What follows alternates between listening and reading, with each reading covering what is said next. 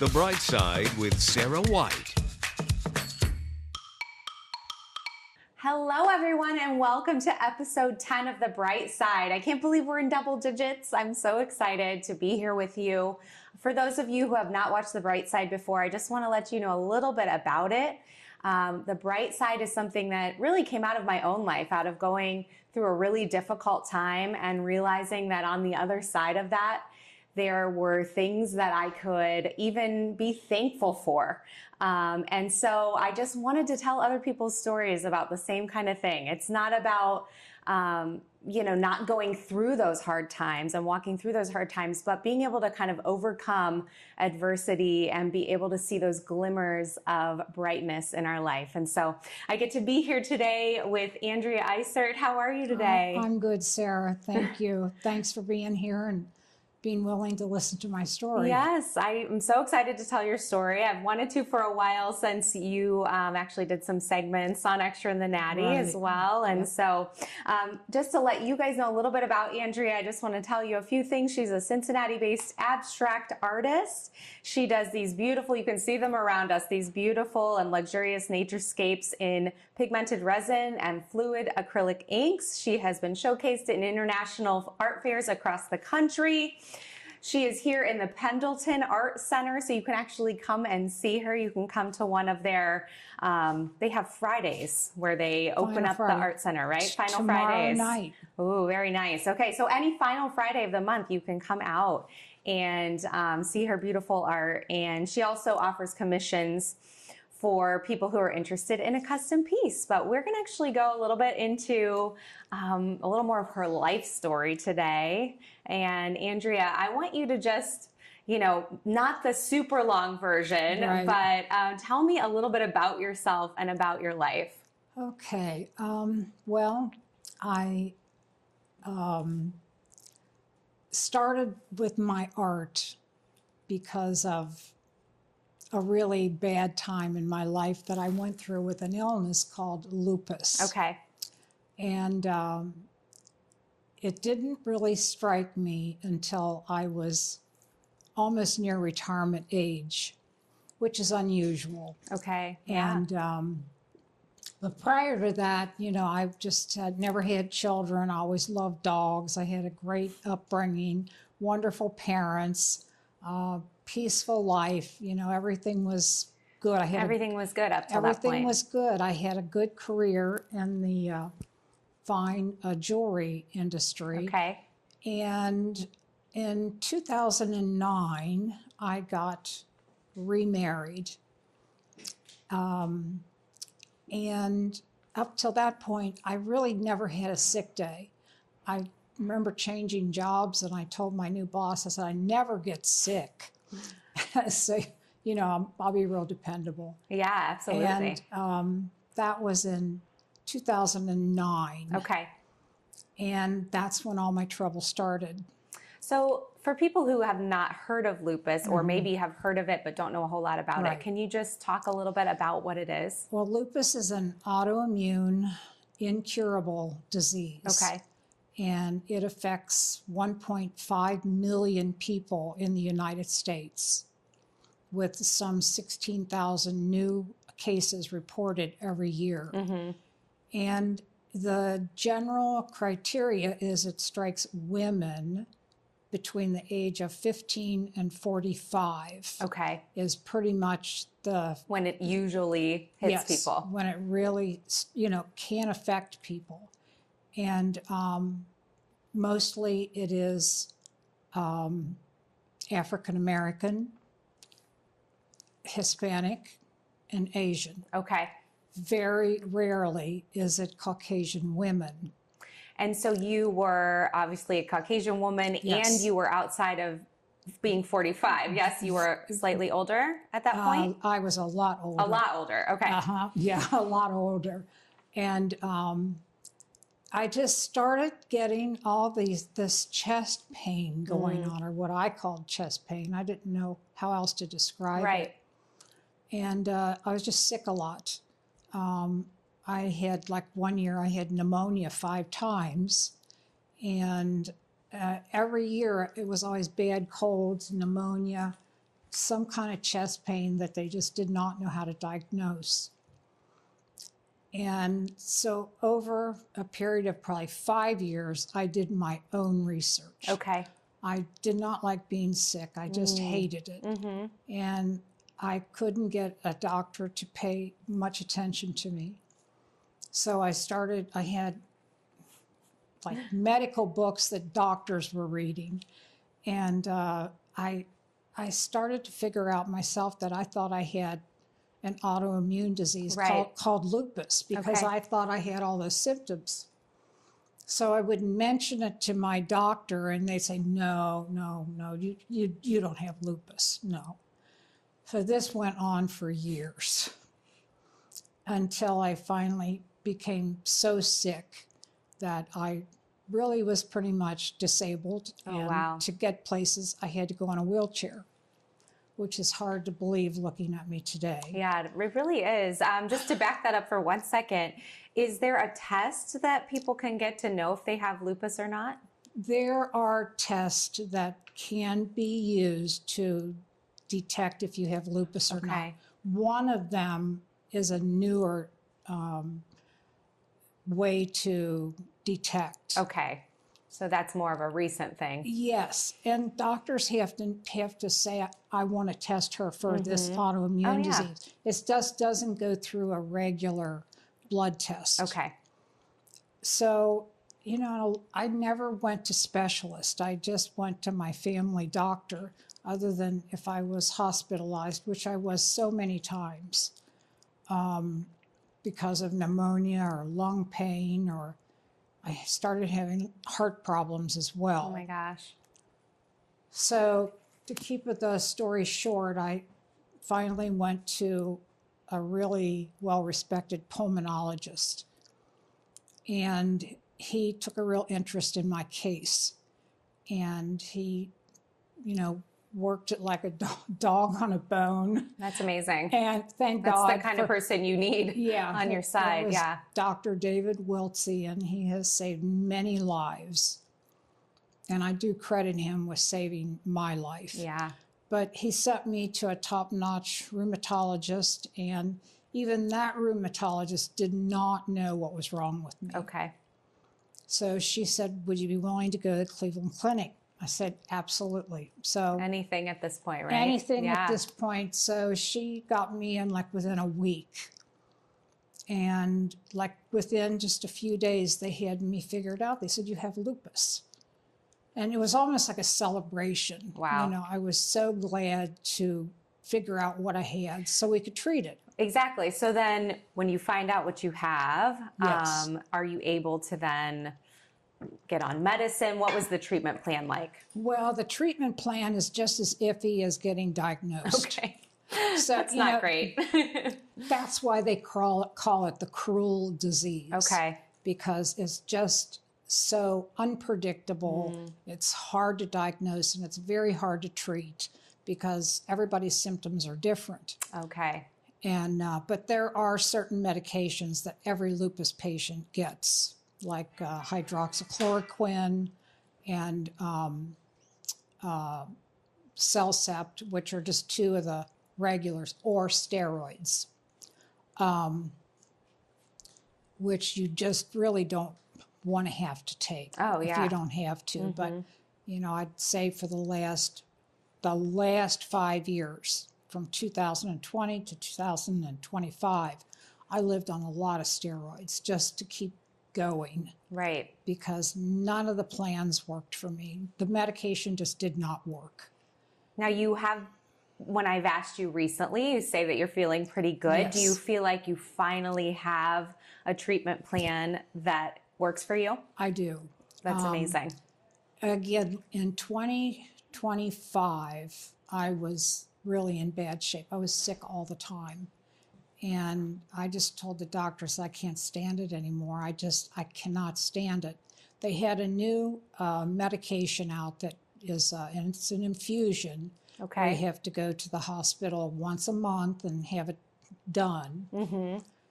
And he said, if you're willing to try it, but my system was so messed up. And I said, well, I would just as soon die from that medicine as die from lupus. So I said yes. And it was a miracle drug for me. Wow. I started feeling better immediately. Wow, that's incredible. So that's only a year and a few months for me of saying that I really felt good. It doesn't prevent you from getting sick, which is the other end of the problem. Yeah. Like I got a lung infection and I was sick for 3 months with that, even being on this new miracle drug for me, which is called Safnella. Okay. And for people who don't respond well to the normal medications, the Safnella has had great results. So, but I have to be careful, like don't get COVID, don't get the flu, stay away from people with colds. So it really has confined my life a lot. It's definitely changed your life in a lot of ways. In a lot of ways, there's a lot of places I can't go or won't go, or I have to really plan it out in advance to make sure I can do this comfortably. Yeah. But speaking of that, so I know, you're still kind of in the midst of struggle, even though I'm so thankful you have this drug that is helping you and you are feeling better. The bright side is about still seeing those bright moments, even in the midst of difficulty. And so I want to go there. I want to go to, what is your bright side, Andrea? Well, my bright side is right where we're sitting. Yes, I figured so. Is my art. Yes. I always had an artistic side to myself, but when I was diagnosed with lupus, the one thing I absolutely could no longer do was go outside in the daytime. Really? Really. Okay. Lupus is highly activated from the UV of the sun and or heat and or extreme cold. And at first when they said that to me, I just didn't even fathom what that could possibly mean. It feels so limiting when you're living like a regular life for the most part. And I was a sun lover. Oh my gosh, yeah. I was very outdoorsy, swimming pool, beach vacations, you name it. So I learned today, if there were sun out, I would not be able to walk from my front door to the mailbox. Oh my gosh. And I have all my house has blinds. Blackout shades and things like that. I do have to have blackout shades because I also fluorescent light. I cannot be in a room for any period of time with fluorescent light. But as a result of the no sun, I felt just trapped. I thought, what am I going to do? Yeah. And I always wanted to take up art. And it kind of it evolved slowly. Okay. But I had to have something to occupy myself because I couldn't go outside. And I started, with drawing and, doing some minor art just projects kind of exploring what you liked. But one thing led to the other, and now I don't go outside at all during the day. I really am confined to the indoors. If I go out, I have to have sun clothes on, a sun umbrella, sun gloves. I cannot take the sun. Some lupus sufferers are more subjected to that than others. I happen to be one of those that's just highly susceptible. So, what's interesting to me, and you can expand on this, is that so much of your beautiful art that I'm even looking at is very much, it's like being outside. It's nature-based. Yes, nature-based. Yes. I feel like it's water and ocean and sand and trees. And so talk to me a little bit about that. Is that intentional? It was not intentional. I've gone through different genres of art, and this is really where I wound up because I love the the freedom of the fluid art. But I started noticing in my art that that looks like a sunset, or that looks like a beach, or that looks like this or that. I really started reflecting more on nature-based fluid art pieces. You know, I see a nature scene that's of interest to me, and, you know, I'll, you know, mimic that in my art. Yeah. Like this new collection right behind you is called the Northern Lights Collection, which is the Aurora Borealis, which Yeah. I've always loved. So, you know, I did a collection of art based on the Aurora. So, Turn around and see it. Oh, love that. yeah, they are beautiful. Those And are I did a really lot of beautiful. research on the Ohio Aurora, and I mimicked a lot of these pieces off of actual photographs that people had taken of the Northern Lights. So That's amazing. You know, I see when you talk about your art, you smile. Oh, yeah. You light up. I can tell that that is the bright side of yeah. what you are still continuing to go through with lupus. Yeah. But I can tell that this brings you so much joy, which it does. which I love. And so, what would you say to someone? I want you to talk to someone who is in the midst of their struggle right now, whether it's lupus, another autoimmune disease, another thing that they're just something really hard that they feel like they don't have answers for, or they can't get out of. What would you want to say to them? I think for myself or anyone else, and I've known plenty of people who've suffered with some sort of setback in their life or tragedy or illness. And, Yeah. But I've always been a happy person. I've always been on the bright side of things, no matter what it was. So for me, it was a lot easier.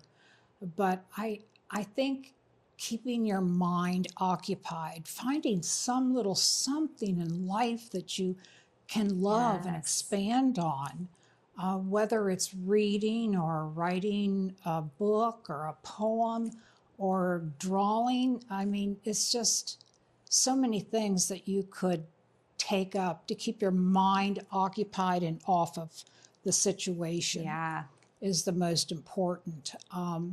I never like to dwell on my problems, and this is actually the first time I've ever spoken about my lupus. Really? Really. Well, I feel honored that you're talking to me. Very, very few people know that I was ever sick because they don't understand lupus. It's hard for me to explain.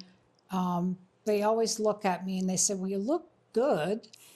And I thought, well, you know, that's deliberate too. Right, sure. No, I understand You know, that. I always made it a point to put my makeup on and dress nice. And I didn't want to look sick, and I didn't really want to talk about it. But lupus is really something that needs a lot of awareness Yeah.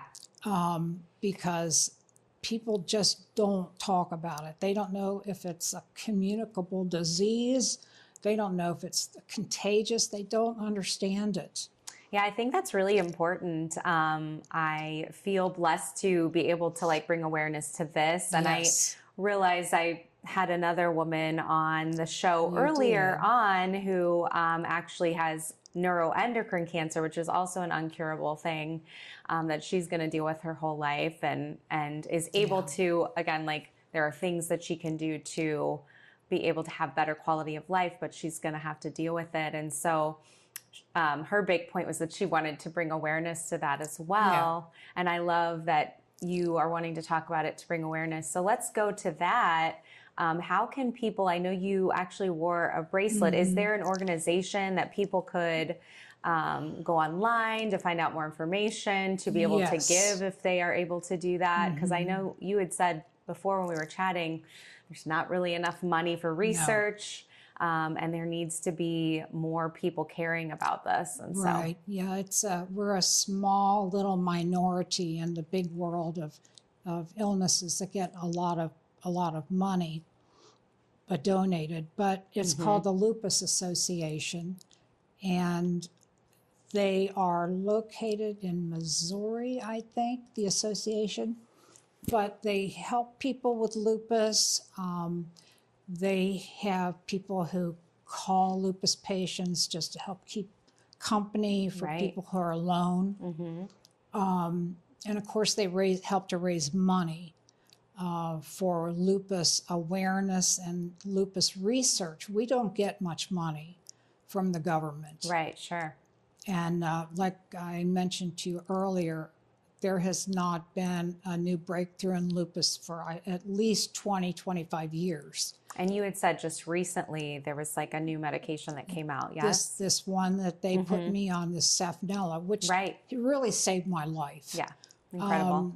Because continuing in that state that I was in, it cuts your life short. Well, and that's why we need money for research Yes, too. yes, I'll we speak directly do. to the camera. If you are someone who is able to give, this would be a beautiful place to be able to give because of the research that was done, Yes. you have a much better quality of life. I do. At this point than even a couple years ago. And so I really that's feel like amazing. it extended my life. At least I hope and pray that this holds up for me because I definitely was not on a good track. Okay. It was a lot of years I went with it deteriorating my body, which has led to other heart surgeries, and it's been an experience. I But believe it. The Lupus Association is online, and there are people on staff all the time that answer the phone, or if you have questions or need a doctor's referral. And the University of Cincinnati Medical Center has a special unit there for lupus patients. Oh, that's amazing. Although I don't go there because I'm very hinged in with my doctors, but they do have a really wonderful clinic there. People think they have lupus or they have signs of lupus. And that really boils down to doing a lot of your own research because you can't depend on your doctor to do your thinking for you. Well, and you also said that there's different symptoms for different people. And so that's why it was so hard to diagnose you. Yes.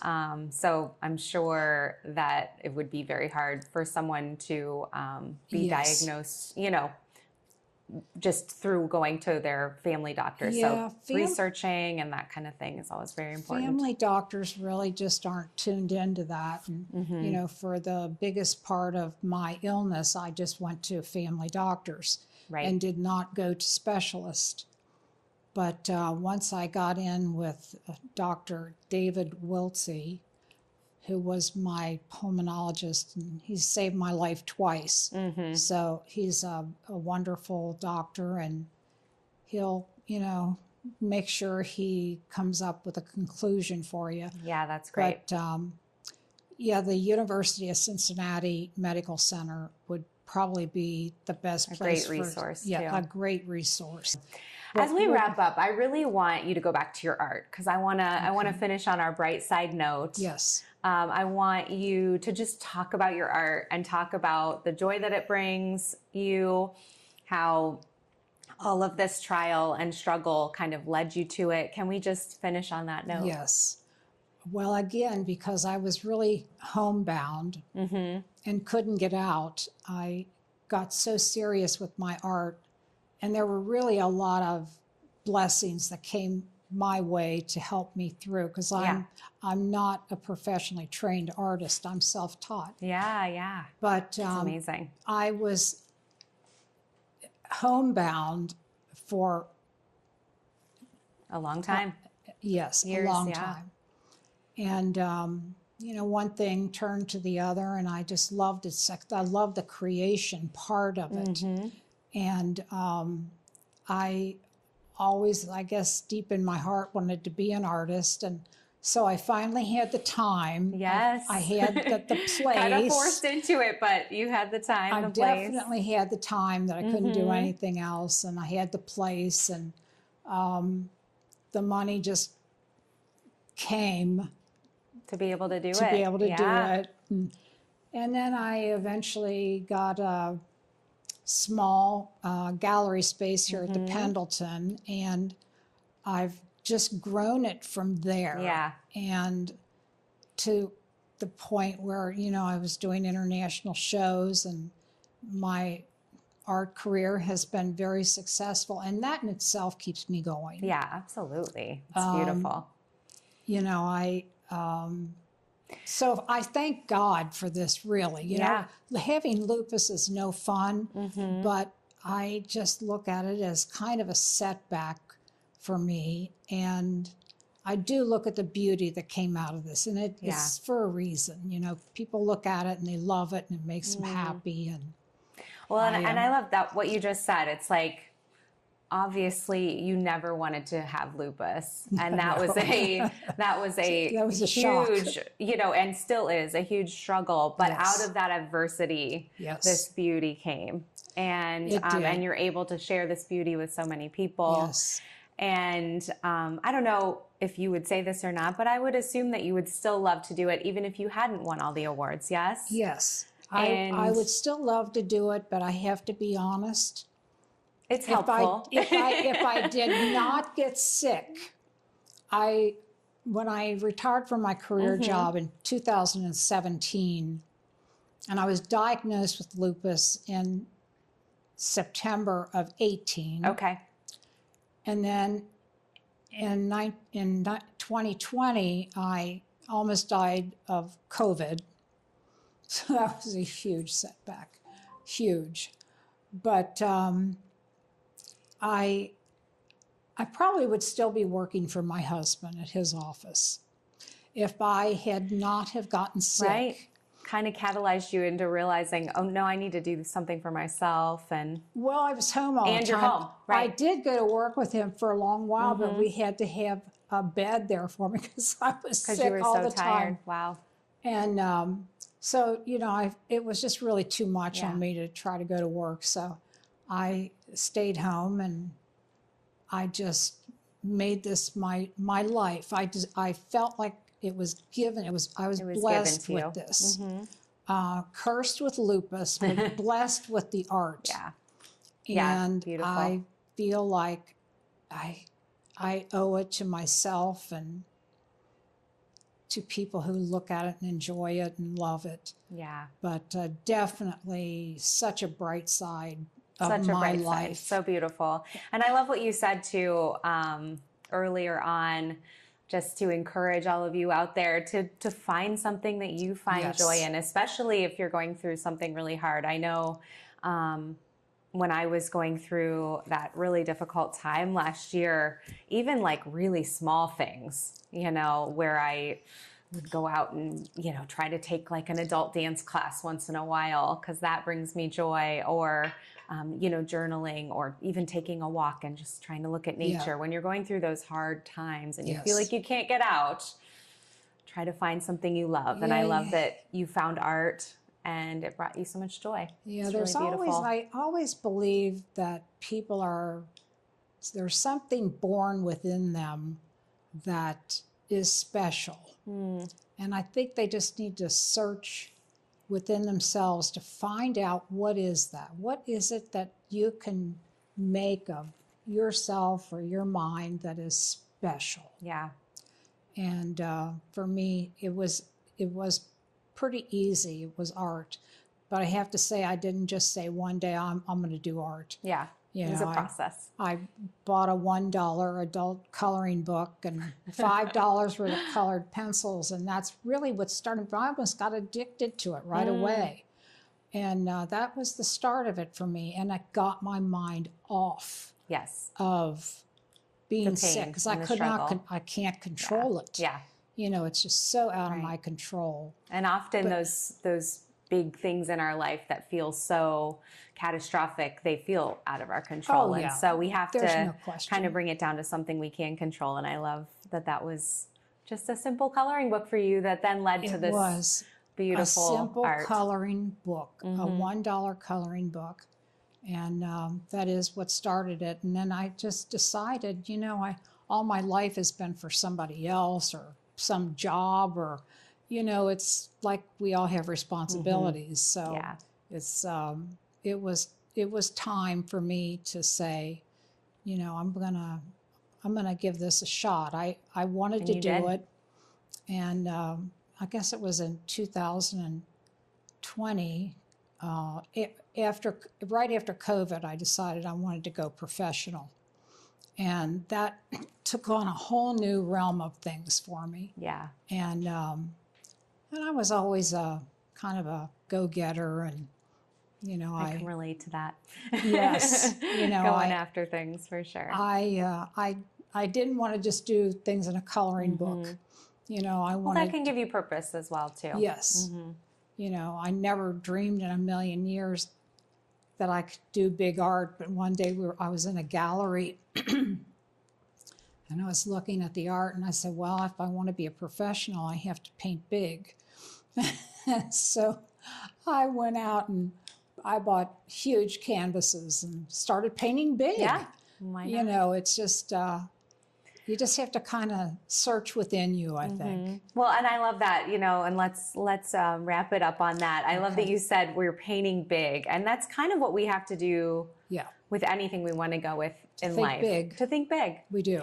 To, you know, maybe plan for that 5-10 years down the road and then take those little baby steps to get there.